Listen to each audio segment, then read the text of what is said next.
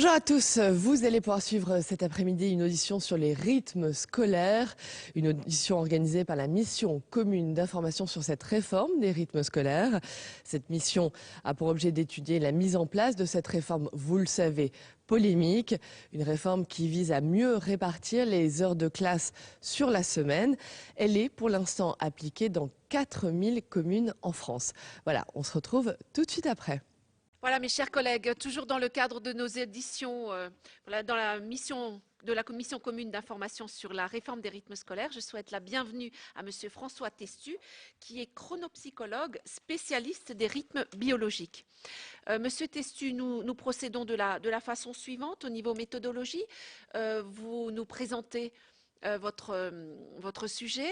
Ensuite, je donnerai la parole à Madame le rapporteur pour des questions qu'elle pourra vous poser et les réponses ensuite que vous pourrez lui apporter. Et dans un deuxième temps, ce sont nos collègues qui vous poseront plusieurs questions simultanément auxquelles vous aurez le temps de répondre bien évidemment.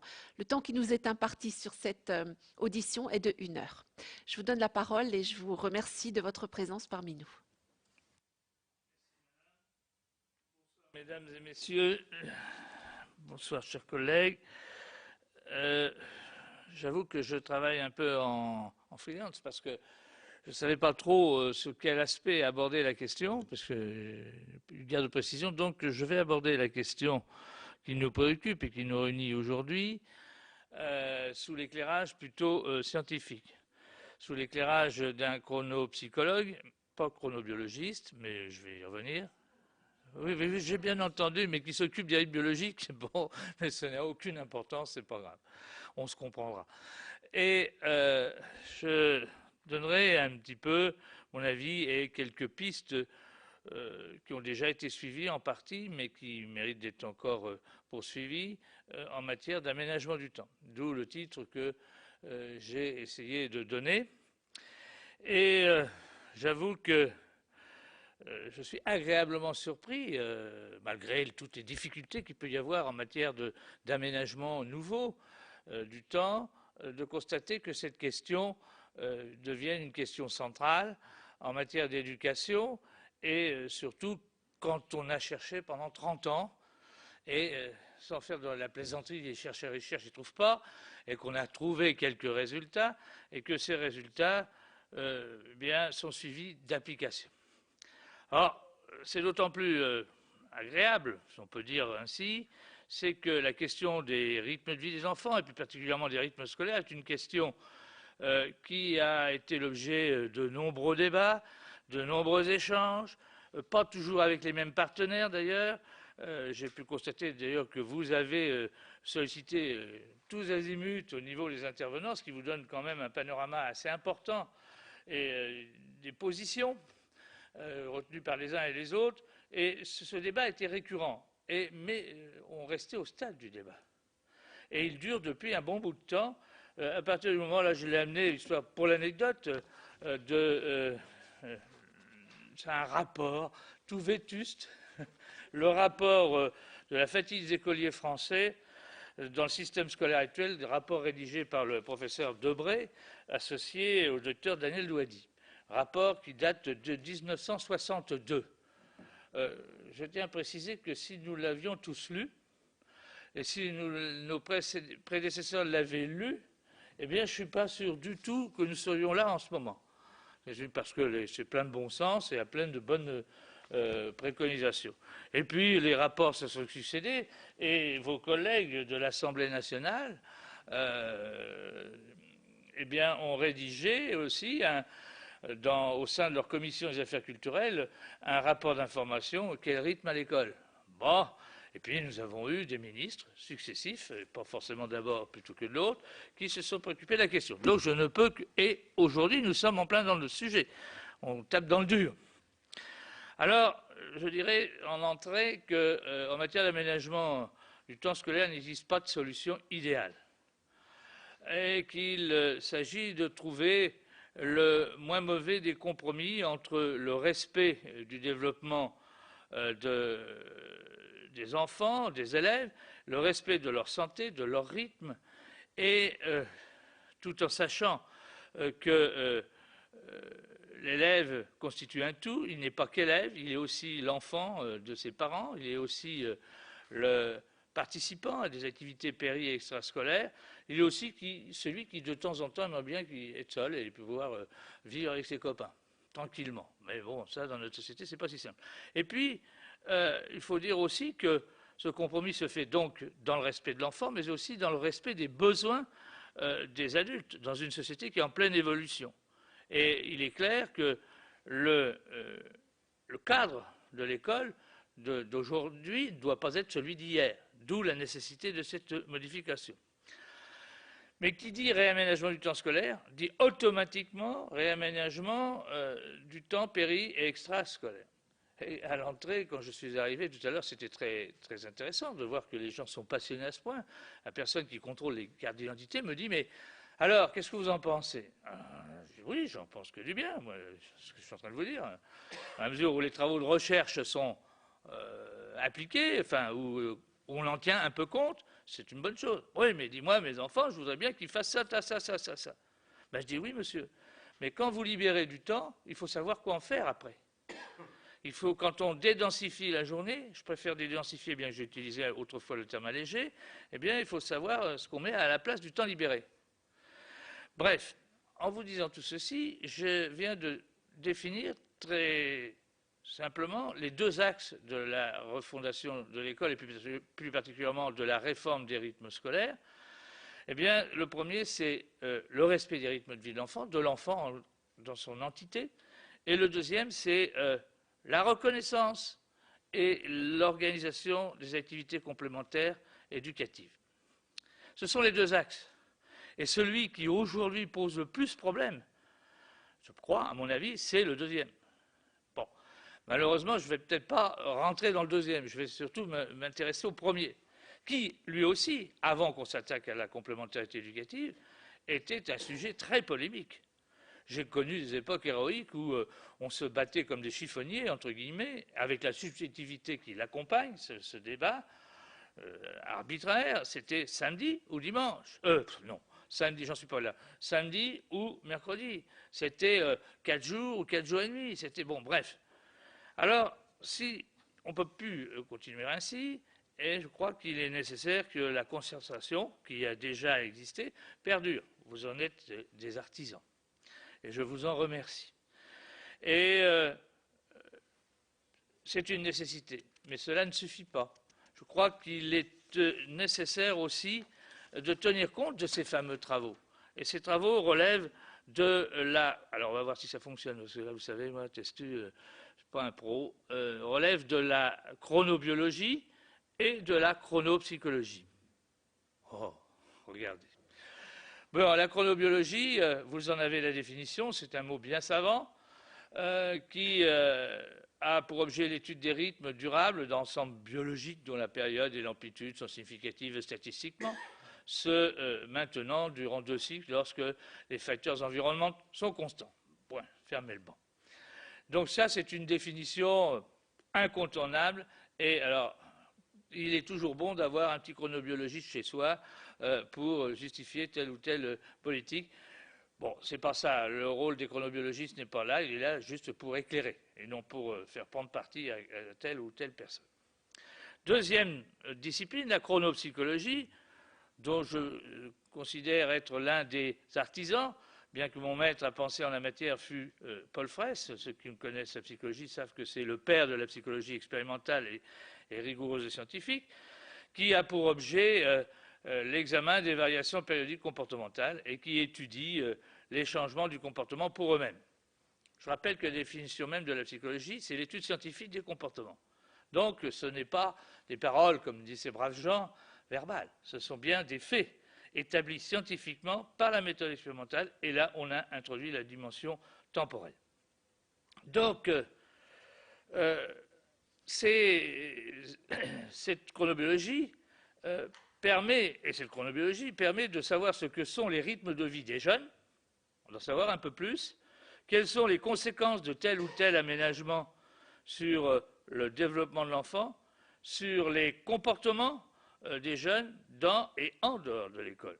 Et là, c'est difficile de connaître scientifiquement les travaux, de connaître les comportements en dehors de l'école, d'analyser ces travaux. Enfin, avant de présenter ces résultats, je voudrais enlever une ambiguïté. Une ambiguïté qui est liée à l'expression rythme scolaire. En effet, cette expression a au moins deux possibilités de définition. La première, c'est de dire les rythmes scolaires, ce sont ni plus ni moins que les calendriers scolaires et les emplois du temps, les vacances et donc les calendriers scolaires. Deuxième définition, qui est plus proche du jeune, ce sont les variations périodiques biologiques, physiques et psychologiques propres à l'enfant et à l'adolescent en situation scolaire. Ces deux définitions, j'allais dire antinomiques, non, mais complémentaires. C'est-à-dire que l'enfant, le jeune, vit dans son environnement scolaire, périscolaire, extrascolaire, avec ses propres rythmes, et en même temps, il vit dans un environnement qui lui-même est rythmique. L'alternance des vacances, l'alternance des temps de repos avec les temps scolaires constitue une rythmicité qui a été créée de toutes pièces par les adultes. Et jusqu'à aujourd'hui, enfin non, j'exagère, depuis jusqu'à il y a 4-5 ans encore, eh bien, on n'appréhendait que cette dimension contrôlée par les adultes. Et on avait quelques informations par-ci, par-là. Donc, voilà. Alors, maintenant, passons au concret de ces résultats. Je vous fais grâce de toutes les méthodologies utilisées en matière de chronopsychologie. Sachez quand même que les résultats que je vais vous présenter s'appuient à peu près sur l'observation ou le testing de 40 000 jeunes. Pas en même temps, bien évidemment, parce que comme c'était une discipline naissante, les moyens, je ne vais pas vous faire la quête à la sortie, les moyens étaient quand même assez limités, mais enfin, heureusement que les collectivités locales, les ministères, de temps en temps, trouvaient des fonds de tiroir pour aider cette collecte de données, et donc ça représente 40 000 enfants avec une méthode contrôlée, avec application statistique, c'est-à-dire que quand je vais vous présenter les cours, ça veut dire que derrière, il y a eu une vérification statistique. Ça ne fait pas tous les statistiques, mais enfin, ça nous permet d'avoir des rails de sécurité dans nos affirmations. Alors, il y a des rythmes qu'il convient de respecter en priorité. Et je me suis sciemment limité à 3. Mais si vous me posez la question tout à l'heure, je pourrais vous en donner l'autre. Hein. Mais je crois qu'il y a des priorités. Alors, c'est pour ça que vous n'aviez pas tout à fait tort tout à l'heure en disant que les chronopsychologues s'occupent des rythmes biologiques de temps en temps, parce que j'ai mis en premier le sommeil. C'est le rythme veille-sommeil qui est incontournable. Et puis, en second, des variations journalières de la vigilance et l'activité intellectuelle. Ça, c'est nouveau. Enfin, c'est nouveau dans la connaissance grand public, entre guillemets. Et, troisièmement, des périodes annuelles de faible résistance. Et quand on tient compte de tout cela, eh bien, à mon avis, on arrive à des réformes comme celles que nous avons aujourd'hui. Alors, le sommeil, je ne vais pas vous faire raconter des histoires à dormir debout, c'est très drôle, merci. Mais si un enfant, un jeune, manque de sommeil, régulièrement, pas occasionnellement, tant au niveau de la sieste qu'au niveau comment dirais-je, du sommeil nocturne, eh bien, ces comportements qui vont suivre vont être inadaptés. Comportements en classe, mais aussi en dehors de l'école. En classe, ça va se manifester par des comportements d'inattention, d'agacement, d'énervement. Ça énerve aussi les collègues, enseignants, ou alors carrément inverse, des comportements d'apathie, de désintérêt, de rêvasserie, entre guillemets. Vous voyez, rêvasserie, ça veut tout dire. Et ceci, nous l'avons observé en classe par des procédures d'observation systématique des comportements en classe. Je vous fais grâce là aussi de la méthodologie. Mais respecter le sommeil, c'est facile de le dire, c'est beaucoup plus difficile de le respecter. D'abord, il y a une très grande inégalité des jeunes, des enfants par rapport au sommeil. Inégalité dans l'âge de disparition de la sieste. Les enfants, à 2 ans, ils n'ont plus besoin de dormir. Enfin, c'est peut-être exagéré, mais 3 ans. Vous avez des enfants qui n'ont plus besoin de dormir à la sieste. Ils n'en éprouvent plus le besoin. Ce qu'on appelle les petits dormeurs de sieste. Puis vous avez l'autre, à 6 ans, ils ont encore besoin de dormir. Puis d'autres, à 60 ans, ils ont encore besoin de dormir. Et puis ainsi de suite. Là, ce sont des grands dormeurs de sieste. Alors évidemment, les durées diminuent. Et puis, vous avez même chose au niveau du sommeil de nuit. Parce que vous avez des enfants qui éprouvent, ils sont rares, mais ils existent quand même, qui éprouvent le besoin d'aller vite au lit le soir. Bien qu'ils aient dormi à la sieste. Et là, il y a de tout. Il y a des grands dormeurs de sieste, des grands dormeurs de nuit, des grands dormeurs. Et toutes les combinaisons sont possibles. Et là, arriver à trouver le moins mauvais créneau, la moins mauvaise des solutions en matière du respect du sommeil, c'est difficile. Pour les parents, parce qu'en plus, vous avez des parents qui arrivent tard le soir. Vous savez, quand ils arrivent tard le soir, mais qu'est-ce qui se passe? Ils se dépêchent pour aller récupérer leur enfant, entre guillemets, qui est chez la nounou, chez la grand-mère, je ne sais où. Ils n'ont qu'une hâte, c'est de laver l'enfant, lui donner à manger, de le coucher, et hop, c'est fini.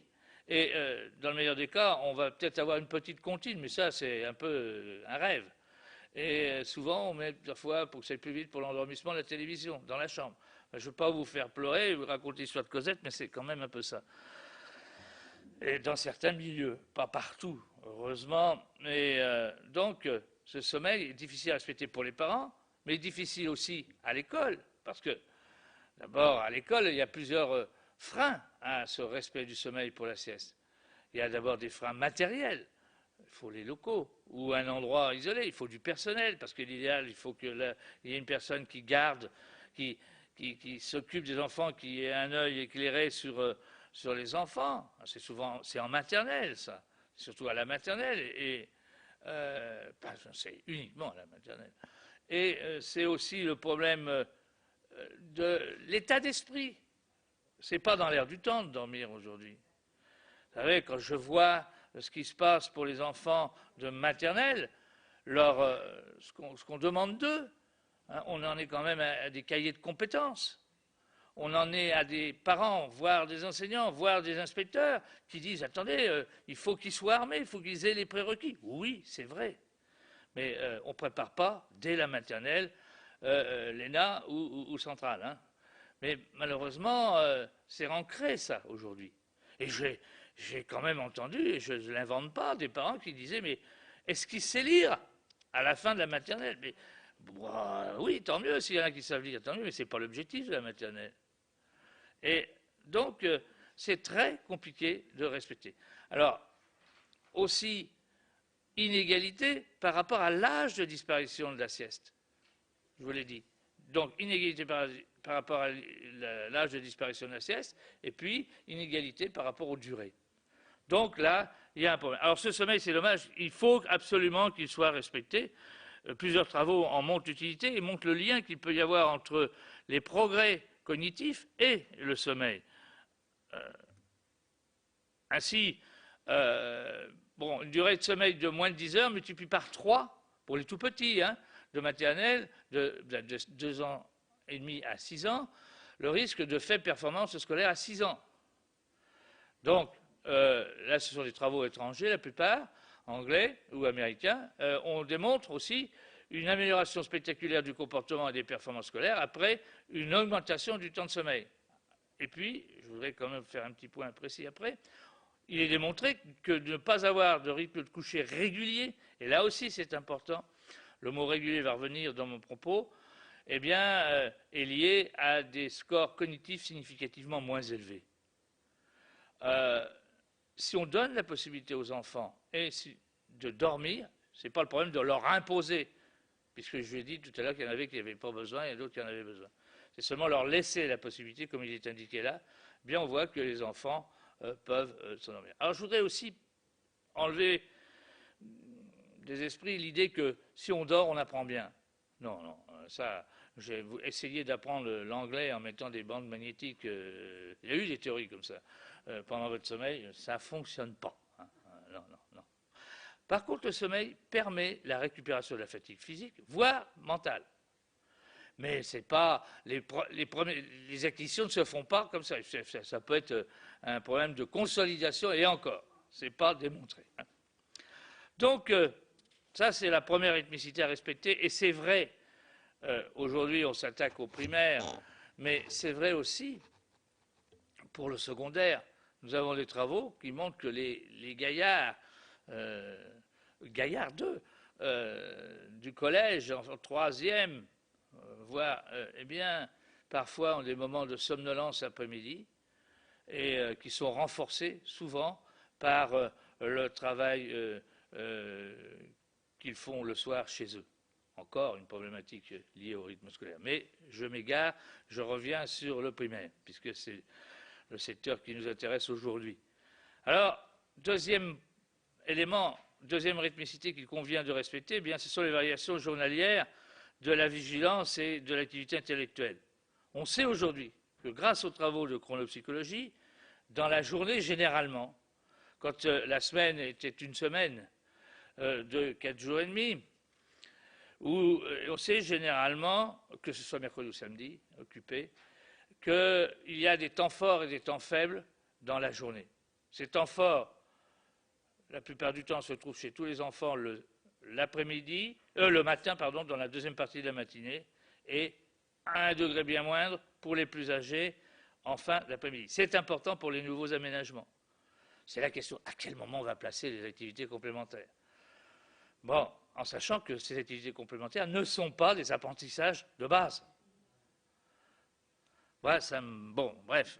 Et donc, on trouve souvent cela. On l'a trouvé comment? Eh bien, en faisant passer des tests psychotechniques très brefs, parce qu'il ne faut pas occuper tout le temps scolaire avec ça, avec plusieurs prises de mesures par jour, avec des observations, avec aussi une concordance de ces moments forts et ce moment faible avec les travaux de chronobiologie qui montrent que on est fatigué, on est plus fatigué, entre guillemets fatigué, parce que c'est un concept difficile à définir, le matin et en début d'après-midi, qu'en fin de matinée, bien que là aussi il y a beaucoup de nuances à apporter par rapport à cette courbe que je vous présente maintenant. Là, il s'agit d'un exemple parmi tant d'autres de courbes psychotechniques d'élèves de CM2, il devait y en avoir dans cette expérimentation 120, avec un test. Alors, je tiens à préciser qu'entre les 4 points de mesure qui sont, on a mis un point central, 8h40, 11h20, 13h40, 16h20, c'est bon. Ces 4 points de mesure, il y a eu des mesures de prise dans d'autres expériences entre 8h40 et 11h20. Parce que sinon, ça ne voudrait rien dire, cette courbe. Donc, on voit bien que sur ces 3 épreuves, eh bien, il y a ce fameux pic de fin de matinée, de deuxième partie de la matinée, et à un degré bien moins, et il s'agit des CM2,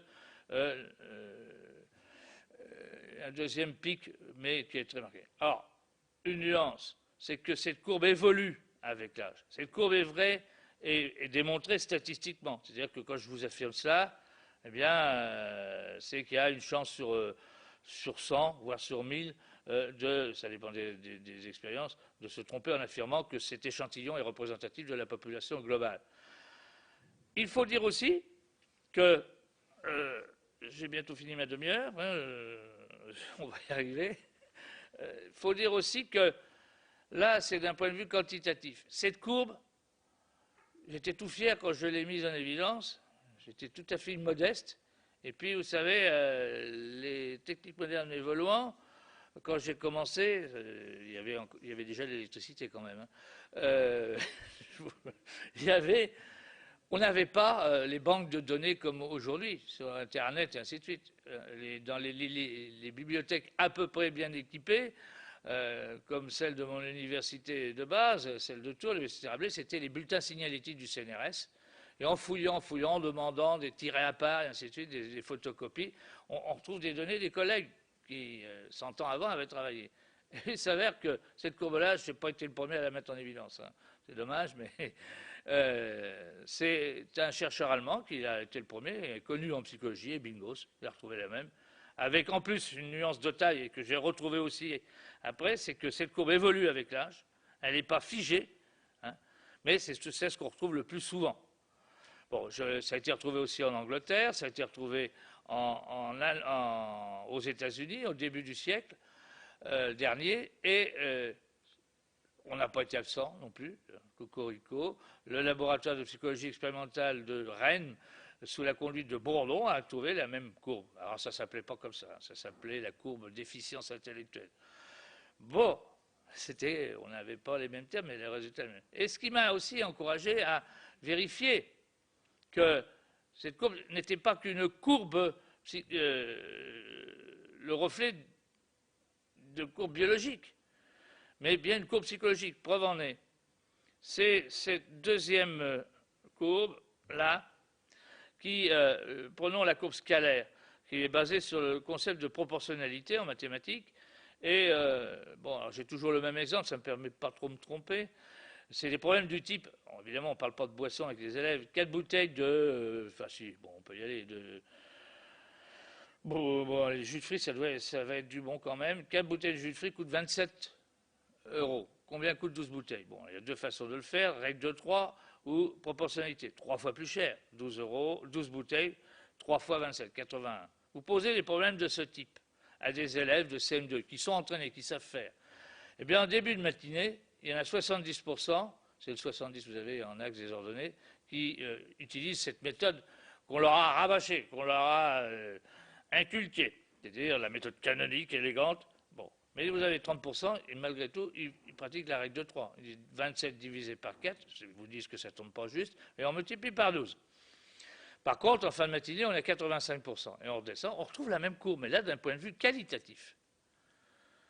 Donc là, c'est vraiment du cognitif. Hein, on est dans le dur.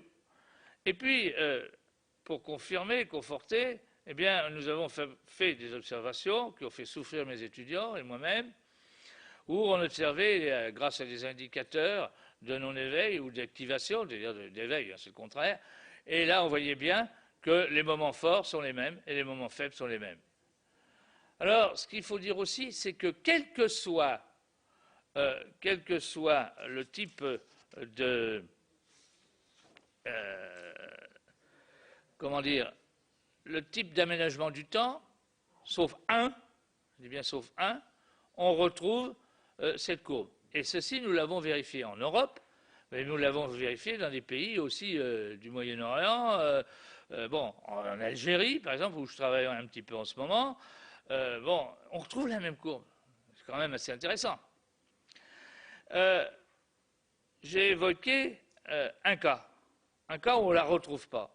Eh bien, c'est le cas, pardon, cette courbe, on va revenir tout à l'heure dessus. Ah ben oui, mais alors là, ça ne va pas. Bon, ben écoutez, je vais vous le dire verbalement, excusez-moi. On trouve un cas, c'est le cas où, enfin je dirais même deux, où les élèves sont en semaine de 4 jours, sans accompagnement, semaine sèche, sans rien. Et là, eh bien, on est très inquiet parce que non seulement on ne trouve pas cette courbe, mais en plus, les performances des élèves moyennes de groupe eh bien, sont nettement inférieures aux autres. Par contre, et on va le voir tout à l'heure, si vous accompagnez cette semaine de 4 jours d'activité périscolaire, c'est-à-dire le mercredi, eh bien, et le samedi s'il faut, eh bien, on n'a pas une baisse de niveau, mais on a toujours une inversion de la rythmicité. On reviendra tout à l'heure très vite. Alors, il faut aussi dire qu'il y a une évolution avec l'âge. Je vous l'ai dit tout à l'heure. Vous avez à droite des élèves de CM2, et on a la courbe traditionnelle que je vous ai indiquée. Et regardez bien ce qui se passe pour les élèves de CP, ce n'est pas du tout la même courbe. Les élèves de maternelle, ce n'est pas du tout la même courbe. Du tout. Ce qui veut dire que l'une des premières mesures à prendre ultérieurement dans le cadre de la mise en place de cette réforme et de l'ajustement, bien, ça sera certainement de tenir compte de l'âge. Et c'est ce qui est en train, à mon avis, de se faire, par exemple sur Paris, où on a essayé de...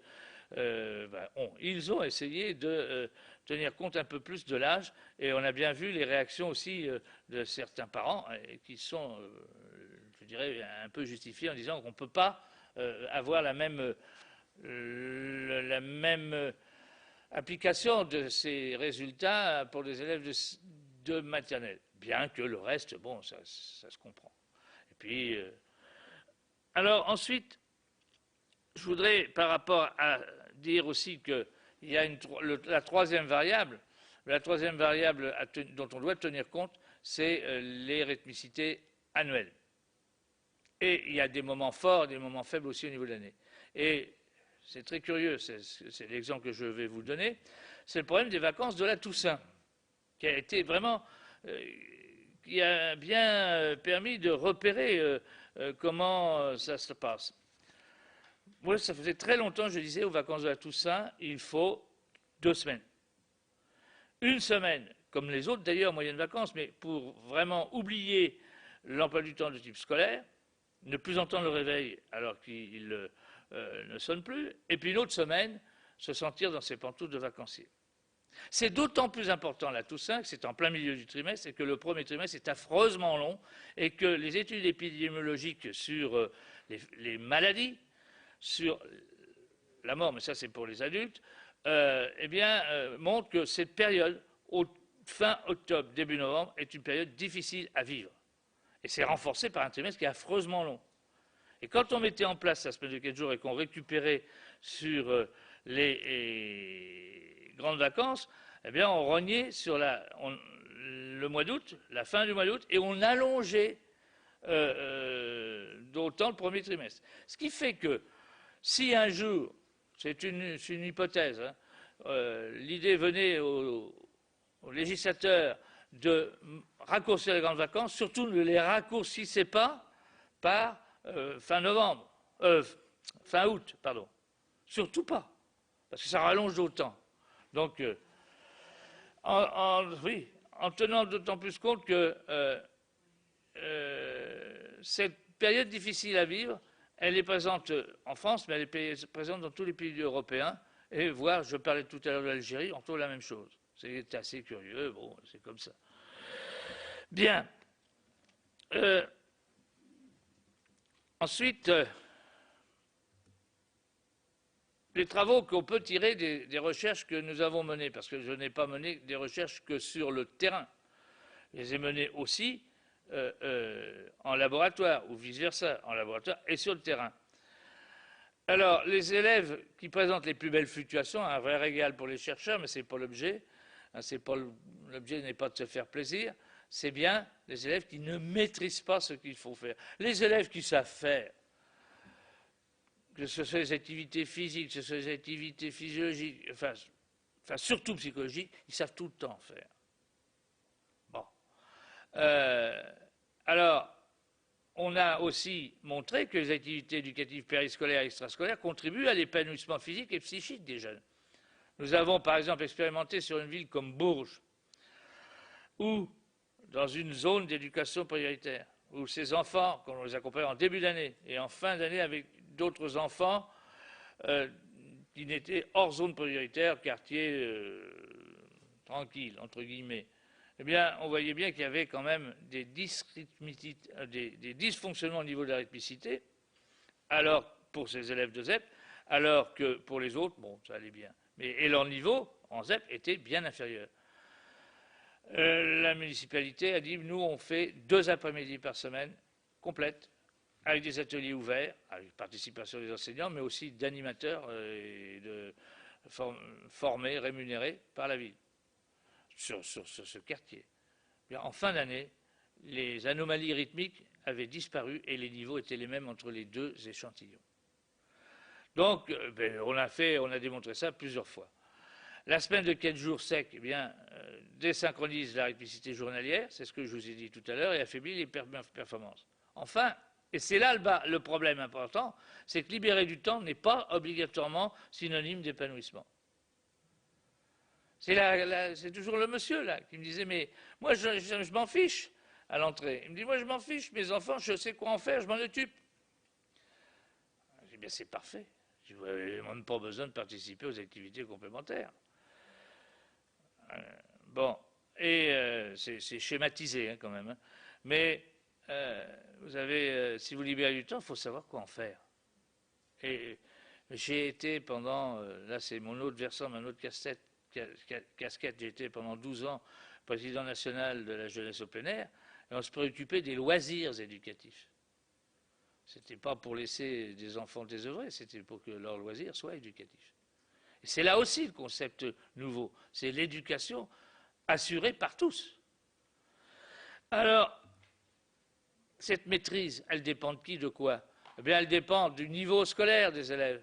Elle dépend de la difficulté de la tâche. Parce que ceux qui sont bons, là, on a montré qu'ils pouvaient aussi fluctuer. Hein. Il suffit d'augmenter la difficulté d'exercice. Ça, c'est un peu salique. Les conditions d'exécution de la tâche, c'est-à-dire que si vous êtes en situation motivante, ça va vous bouleverser vos rythmicités. Et là aussi, ça pose des problèmes pédagogiques assez importants. Et puis, le stade d'apprentissage. Et si on regarde par rapport du stade d'apprentissage, voilà un exemple qui est symptomatique. En début d'apprentissage, les élèves ne maîtrisent pas, ils ne savent pas faire. En fin d'apprentissage, ils y arrivent.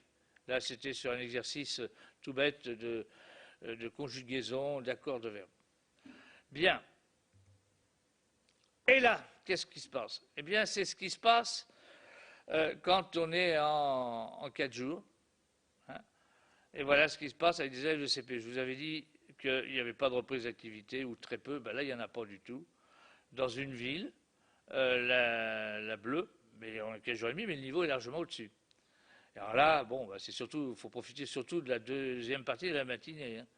Et puis, dans les 2 autres grandes villes, ce sont des grandes villes, où il y avait des activités, les jours de classe, normal, mais il n'y avait rien en dehors de la classe, et on se retrouve avec des courbes inversées, symptomatiques d'une désynchronisation, source de fatigue et surtout de baisse de résultats.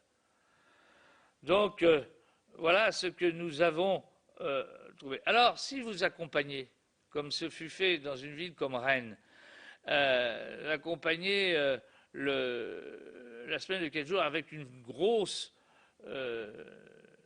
complémentarité, une importante complémentarité éducative, eh bien, vous avez là des niveaux similaires. Mais en revanche, on ne retrouve pas la courbe classique traditionnelle qui, pour moi et pour nous, est quand même quelque chose de très important. Ça veut dire que les emplois du temps qu'on propose aux enfants sont bon an, mal an, des emplois du temps qui vont bien dans le sens de la rythmicité de l'enfant et de son développement. Alors, quand on leur laisse du temps, j'explique rapidement de quoi il s'agit. Ben, vous savez, les enfants d'aujourd'hui, vous leur laissez du temps, ils ont plusieurs possibilités. S'ils n'ont rien à faire, si on ne les encadre pas. Là, en France, je vais prendre la France, par exemple, vous avez 7% des enfants qui, les jours de classe, regardent plus de 2h30 la télévision. 12%, plus de 3 heures, ce qui fait 19%. Je suis persuadé, je n'avais pas mis dans le circuit les tablettes encore, ni tous les écrans qui existent. Ça, à mon avis, je suis largement en dessous de ce qui se passe. Les jours de classe. En Espagne, où l'Espagne a des emplois du temps avait des emplois du temps un peu similaires aux nôtres, où la pause est plus longue, mais on a quand même 17%, plus de 2h30, 19% de 3 heures, ce qui fait 36%. Regardez ce qui se passe dans des pays qu'on cite souvent, enfin surtout un, en exemple en matière d'aménagement du temps. Nos amis allemands. Nos amis allemands, ils sont 17% plus de 2h30, 27% plus de 3 heures, ce qui fait quand même 44%. Alors, je vous laisse trouver la réponse. Hein, pourquoi ça se passe comme ça? Bon, j'ai ma petite idée. Il n'y a pas beaucoup d'activités maintenant, hein, c'est le problème. Alors quand dans les conférences que je présente, on me dit « Ah, le modèle allemand, formidable », alors un petit coup de cocorico, je dirais non, attendez, oui, ils ne sont pas plus bêtes que nous, ils sont aussi intelligents, ils réussissent bien, bon, mais au niveau des loisirs, c'est peut-être pas tout à fait ça. Bon, parce qu'en plus, ils ont les mêmes feuilletons que nous. Hein. Bien. Et alors, les Anglais, alors là, ils sont les meilleurs, 59%, plus de 2h30, puisque 5%, 9% plus 50. C'est énorme. Pareil, parce que là, l'après-midi, ils terminent plus tôt, en plus, l'après-midi, donc on leur libère du temps. Donc, voilà. Comment? Ah, ils ont une reine. Oui. Ça, je ne vois pas trop le rapport, mais enfin, vous m'expliquerez, monsieur. Bien, pour terminer, moi, simplement, quelques recommandations je me permettrai de formuler, et je me suis permis de formuler, et qui ont parfois même été pas mal entendues. Alléger la journée scolaire. Bon, je dirais plutôt maintenant dédensifier. Parce que il faut bien faire le distinguo, je l'ai dit tout à l'heure, entre activité purement scolaire et activité complémentaire. Bon, ça n'a rien à voir, à mon avis. Il peut y avoir des relais, il peut y avoir bon, des points de départ du périscolaire vers le scolaire ou le contraire du scolaire vers le périscolaire, mais on n'est plus en situation d'apprentissage poussé. On n'est plus en situation d'apprentissage, j'insiste. Respecter prioritairement les heures et les jours de meilleure performance. J'ai oublié de préciser qu'il y a un jour qui n'est vraiment pas un jour de gloire au niveau de la rythmicité et au niveau de l'enfant, au niveau de son attention, de sa vigilance, c'est le lundi, qui suit le week-end. Et ça va jusqu'au mardi midi, si le week-end est de 2 jours. Mais ça, c'est dans les situations avec des enfants qui vivent mal leur week-end. Et c'est d'où la nécessité d'avoir une vie régulière et d'avoir un travail main dans la main entre parents, éducateurs, enfin éducateurs, animateurs et enseignants. Essayez de respecter l'alternance 7 semaines de classe plus 2 semaines de vacances. 7 semaines, plus ou moins une, parce que nous avons quand même pas mal de petites fêtes comme ça qui viennent, de commémorations de victoire, on gagne tout le temps. Donc, c'est pas trop, je vous ai dit, les 2 semaines qui sont importantes, les 7 semaines qui sont importantes, c'est surtout les 2 semaines. Les 2 semaines qui permettent, comme je vous l'ai dit, une semaine pour se déshabituer du stress, parce que c'est vrai que nos élèves sont stressés, et une autre semaine pour se sentir dans ses pantoufles de vacancier, éviter la semaine de 4 jours et maintenir la semaine de 4 jours et demi. Et là, je ne me lancerai pas à titre de chercheur sur le débat samedi matin ou mercredi matin. Bon, si vous me demandez, je vous dirai quelle est ma position, mais bon, d'accord. Et écoutez, il faut essayer de développer les structures et les activités éducatives complémentaires de l'école. Je n'ai pas mis créer à tout prix. L'idéal, ça serait créer et développer, ou, bon, bref, mettre les deux. Mais j'ai mis pour le moment développer ou soutenir. Bon. Et ensuite, un mot, et je terminerai sur cela, qui me paraît très important, c'est d'avoir une vie régulière. Essayer que les enfants ne soient pas perdus à cause d'emplois du temps compliqués, à cause de parents qui veulent trop en faire ou qui n'en font pas assez. Enfin bref, essayer que la vie soit non pas un long fleuve, soit un long fleuve tranquille. Et je vous remercie de votre attention. Excusez-moi, j'ai été un peu long. Non, monsieur Testu, merci infiniment de cette présentation scientifique, mais également pragmatique de par les recommandations que vous nous avez présentées. Je vais immédiatement donner la parole à Madame le rapporteur qui a quelques questions à vous poser, dont celle de votre préférence du mercredi ou du samedi. Donc, vous voyez, on me téléguide même les questions. Mais oui, voilà. Merci beaucoup pour votre présentation. Moi, je vais revenir, et les questions vont en découler. Vous avez dit, et on en a bien conscience, qu'il n'y a pas de solution idéale. Alors, sachant qu'il n'y a pas de solution idéale, mais on a vu un certain nombre de graphiques.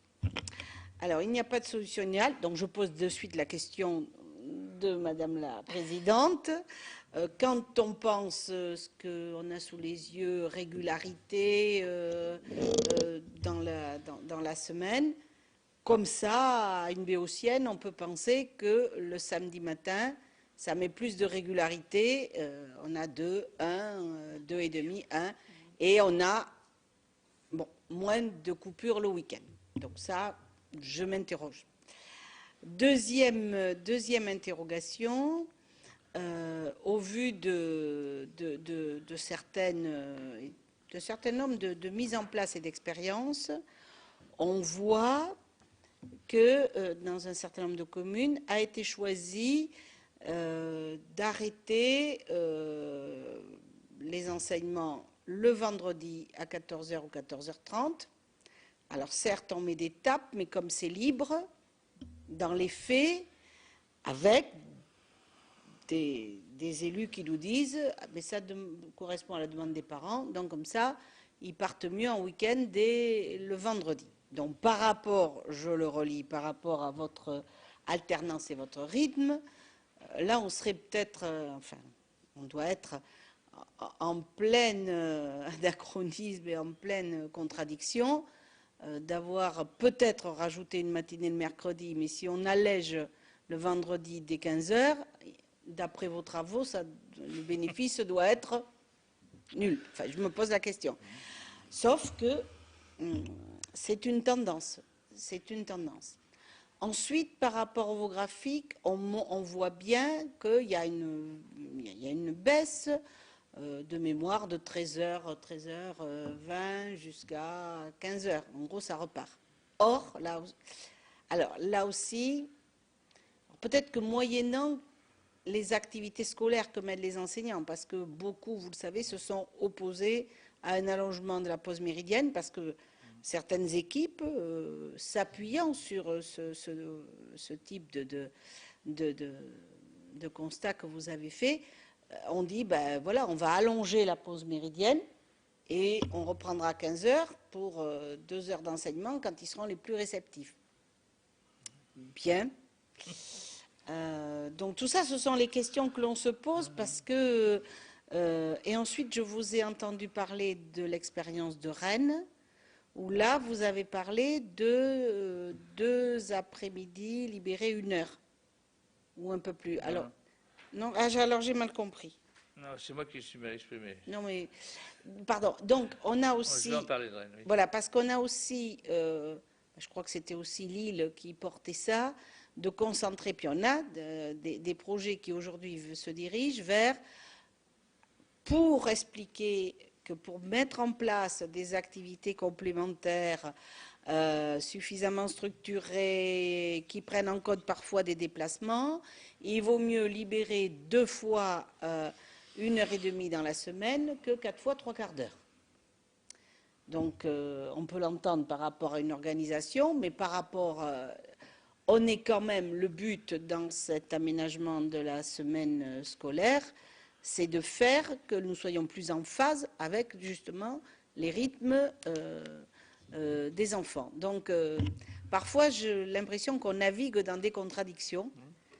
Et donc, voilà les questions que j'avais souhaité vous poser. Merci beaucoup, Madame la rapporteure. Monsieur Tessus, si vous me le permettez, il nous reste qu'une dizaine de minutes. Et oui, bien sûr, mais j'ai également Monsieur Delège qui souhaiterait vous poser une question. Si vous en êtes d'accord, monsieur. Oui, bien non, sûr. pas forcément. Bien, donc Monsieur Roger non plus. Une petite question.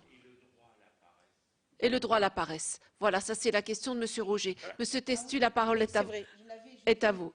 Bon. Oui, oui, oui.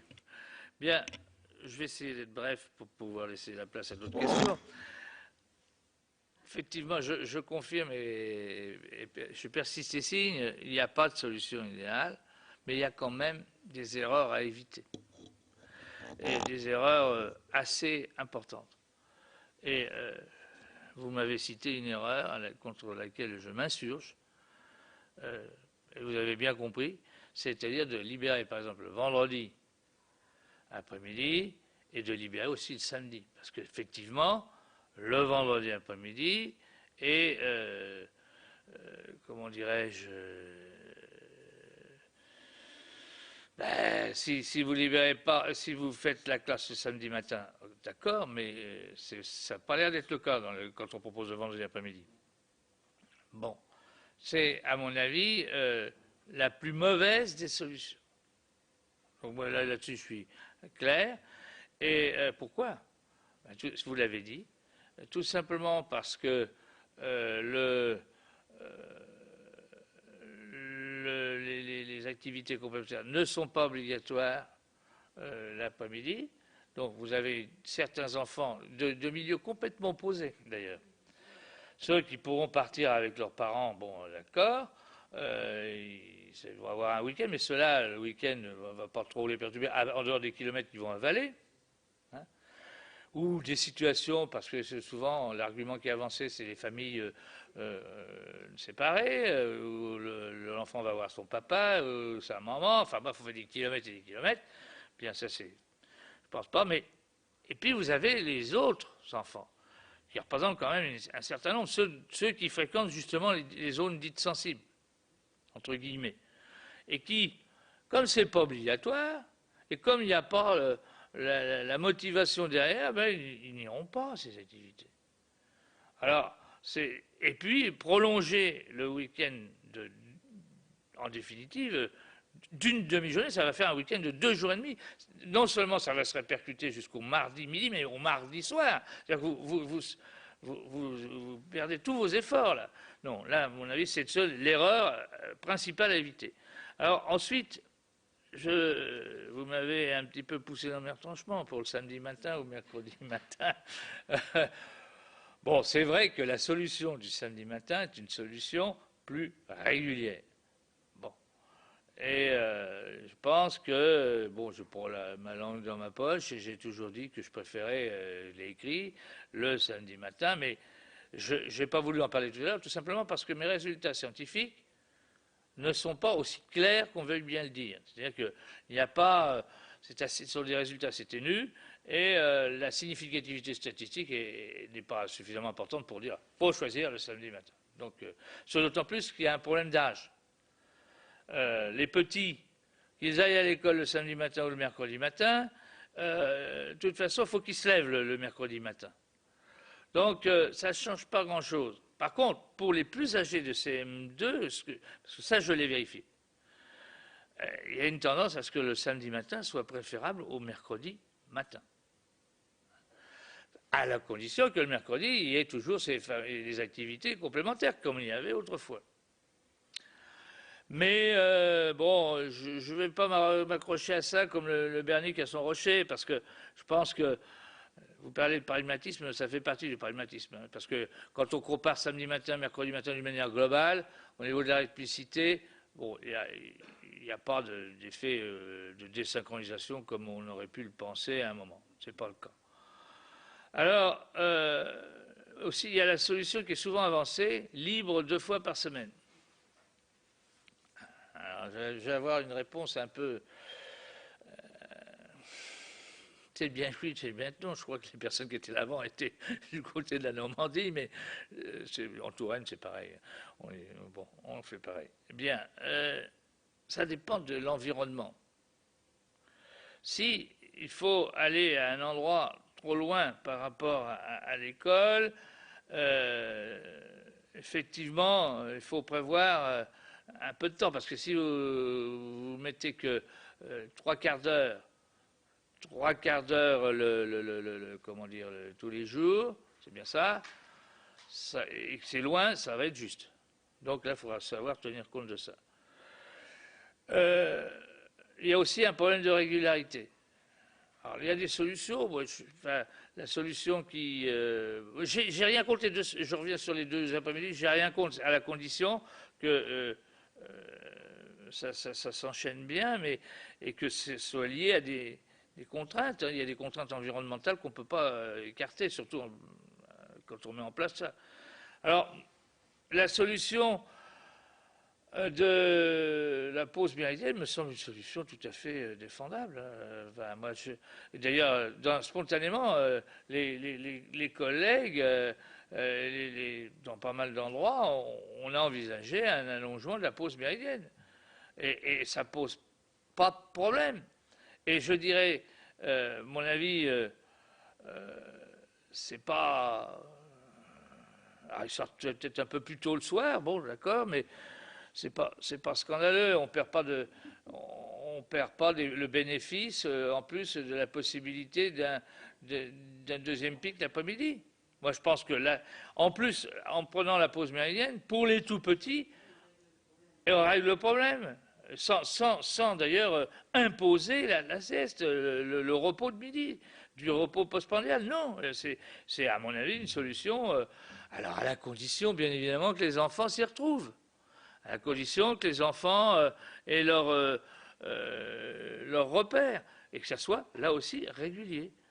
Mais moi, bon, parce que ça, c'était un peu comme dans le temps, quand il y avait l'aide personnalisée. On ne savait pas où mettre l'aide personnalisée. Il faut dire que, bon, c'était pas facile. Mais là, c'était du scolaire proprement dit. Tandis que, je ne dis pas qu'on fait rien. J'ai dirigé des centres de vacances, mais c'était un moment idéal. En plus, on voyait les enfants, ils prenaient leur repas, et puis après, ils avaient du temps libre. On leur proposait des activités calmes ou on leur proposait pas. Enfin bref, on peut très bien aménager ça au moment de la pause méridienne. Bon, enfin, et c'est peut-être la solution la plus simple. Vous avez l'air d'abonder, mais bon. Alors, oui. Est-ce que j'ai répondu? Alors, le droit à la paresse, ben moi, vous savez, j'ai fait partie de ces enfants qui n'étaient pas très, très courageux au niveau du travail scolaire. Ça m'a mal mené, hein, mais bon, bref. Je pense qu'il faut que les enfants, de temps en temps, qu'on ne leur mette pas tout le temps la pression, et qu'ils puissent faire ce qu'ils ont envie de faire, mais quand même en leur inculquant le fait qu'il faut travailler à un moment ou à un autre. Rien n'arrive, à moins d'être un surdoué, rien n'arrive sans travail. Mais bon, le droit de s'ennuyer, ça aussi, ça existe, à petite dose. Le droit d'être paresseux, à petite dose. Le droit de se révolter, à petite dose. Bref, mais je pense que ce que vous voulez peut-être dire, c'est que, enfin, je ne sais pas, c'est arrêtons de leur mettre la pression sans arrêt. Et là aussi, c'est un point qui me surprend, c'est les parents qui, déjà l'année dernière, avaient proposé à leurs enfants de nombreuses activités et qui, comme cette année, ont de nouvelles activités offertes, la plupart du temps, eh bien, on les fait aussi. Ce qui fait que vous avez un surbooking qui existait déjà dans certaines familles, mais alors là, il est amplifié. Il faut savoir le gérer. Et moi, je vois des enfants le mercredi, parfois, mais là, c'est dur. Et là, moi, je vous rejoins pour le droit à la paresse. Je remercie beaucoup, Monsieur Testu, pour l'ensemble de vos réponses, très argumentées. Je crois que, Madame le rapporteur, vous aviez encore une question, non? Je crois qu'on peut s'en arrêter là, puisqu'il est 29. Oui, non, moi je rebondis sur le droit à la paresse et comment arriver à faire passer le message aux parents, puisqu'on le voit aujourd'hui dans la mise en place des rythmes, ils développent une exigence de compétences dans l'encadrement, pour laquelle je pense que là, on est à l'inverse de ce qu'on souhaite. Oui. Excusez-moi, je vais reprendre la parole, après vous, ça ne se fait pas.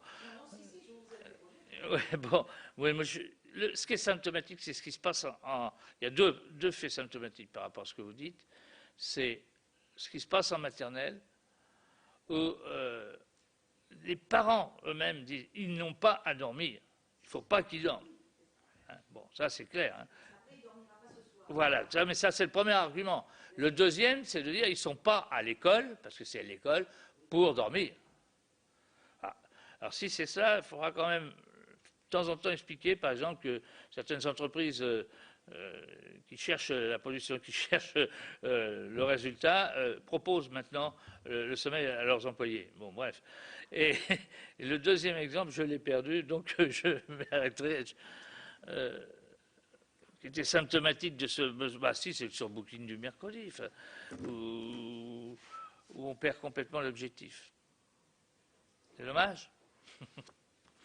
Bon, enfin, je trouve qu'il y a eu un grand pas de fait, vous savez, entre ce qu'on a connu en matière d'aménagement du temps, où les emplois du temps étaient imposés, enfin, quand on faisait, je n'ai pas voulu vous le faire parce que vous le connaissez par cœur, l'historique des emplois du temps français, et que c'est bien la première fois, et c'est un mouvement de fond, toutes tendances confondues, qu'on se préoccupe dans les nouveaux aménagements du temps des enfants et des jeunes. Enfin, il n'y a pas que les enfants. Luc Châtel s'en est occupé, le relais a été pris par Vincent Payon, la commission parlementaire. Moi, j'étais très intéressé par ce qu'avaient fait les rapporteurs Xavier Breton.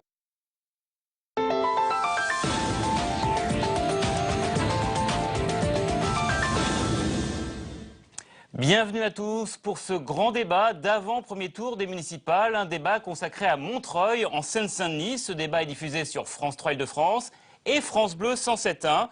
dont les auditeurs vous connaissent bien, Noé da Silva, puisque vous assurez chaque matin l'interview politique. Un débat qui est également diffusé sur Public Sénat. Michael Zamès, journaliste de la chaîne, regarde actuellement cette émission dans les coulisses. Il viendra dans les 5 dernières minutes exercer un droit de suite et peut-être demander des explications si jamais quelques points n'avaient pas été très clairs. Les lecteurs de Métro News ont également adressé des questions. Nous les relayerons pour alimenter le débat, bien évidemment. Les lecteurs qui peuvent suivre sur les sites internet de tous les médias partenaires cette émission. Alors Noé, nous avons choisi Montreuil pour 2 raisons. C'est l'une des villes les plus peuplées d'Île-de-France, autour de 100 000 habitants, à l'est de Paris. Une ville qui a une identité très forte, mais qui a aussi des problématiques communes à toutes les grandes villes de la petite couronne qui jouxtent Paris.